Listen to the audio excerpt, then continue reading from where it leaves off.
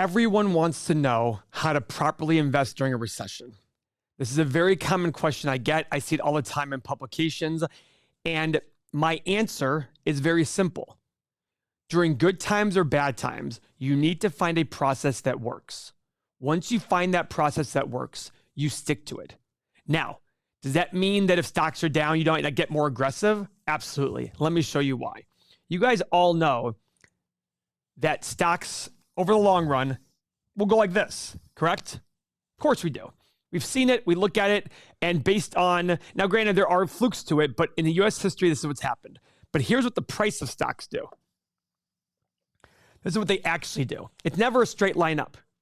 So what do I always preach? The same thing that every value investor preaches. Dollar cost average and a low cost ETFs. Does that mean I'm not telling you to go buy individual stocks? No, of course not. I love buying individual stocks, and I want you to learn how to do that. But for the majority of your money, with your goal being retirement, if you dollar cost average, you take the guessing game out of everything. Every month, quarter, whatever the thing is, you're going to overpay sometimes and you're going to underpay sometimes. But on average, you're going to invest all the way along here. Now, people who watch this channel know that I'm a value investor. They know that I have many businesses, 8 or 9 businesses upstairs. I have multiple revenue streams. So for me personally, based on my situation, I don't mind waiting for the right time to buy. Some people call it timing the market. It's not timing the market. It's just saying, hey, if this is overpriced, I'm not going to buy it.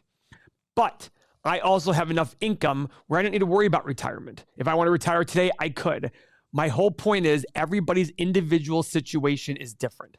But I will say this. When stocks are down here, the vast majority of people are selling, and when it's up here, they're buying. Exactly the opposite of what they should be doing. That's why dollar cost averaging during good times and bad times is so wonderful, because you take the guessing game out of it all. Your goal is to eliminate the thinking. If you do this over and over and over again, I assure you, you will beat your friends in investing. There are many, many studies that show that when people try to time the market, their returns plummet. How bad? There are some studies that show over a 20-year period in a stock market doing 9 to 10%, their returns are as low as 2 or 3% a year because they're buying and selling at the wrong time and buying and selling the wrong stocks. They're buying all the hype here and they're avoiding all the good companies here. That is a problem. That will cost you in the long run. Other studies have been done, and we're actually replicating that study right now in Everything Money, where Charles Schwab did a study over a 20-year period based on actually timing the market perfectly versus dollar cost averaging. And the difference is very, very negligible over a 20-year period. It's not worth the stress. And guess what?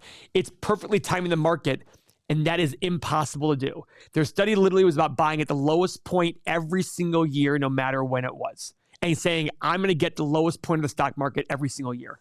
That is literally an impossibility.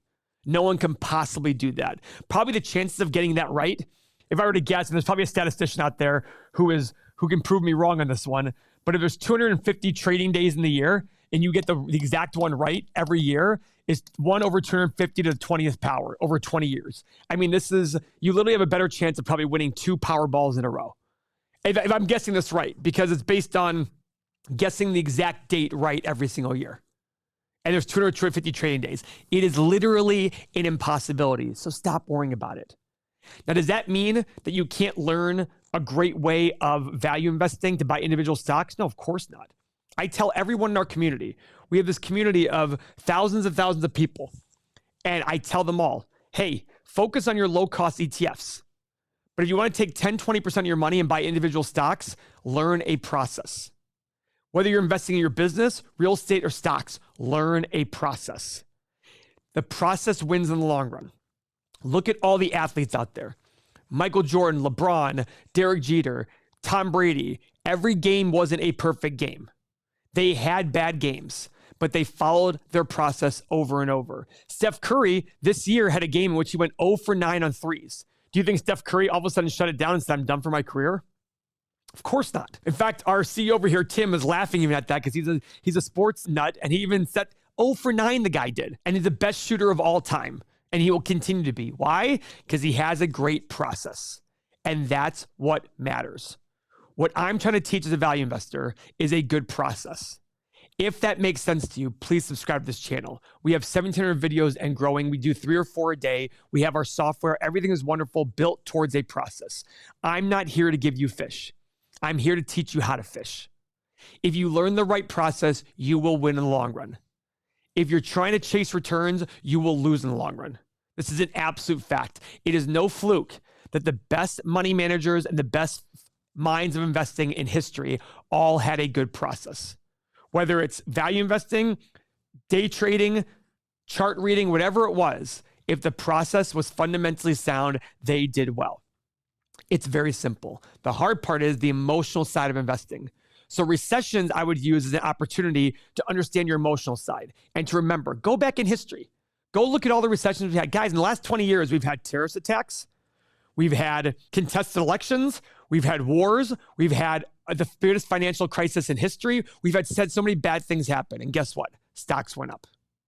So your job, if you looked at stocks, if you looked at after 9/11, where was the S&P at 9/11? I believe the NASDAQ. NASDAQ on 9/11. NASDAQ on September 11th, 2001. The NASDAQ on September 13th, 2001, right after the 9/11 attacks, hit 1579. It fell 115 points that day. Look at the NASDAQ today. Now, I do think that's overpriced, but the point is that was absolutely the worst thing to happen in U.S. history, on U.S. soil, that attack on us. And the NASDAQ fell 7% the next day. And guess what? If you probably sat there and said, I'm not going to invest. But if you had the guts to invest because you realized, hey, wait a second, stocks will go up in the long run. This is an opportunity. You would have made a killing.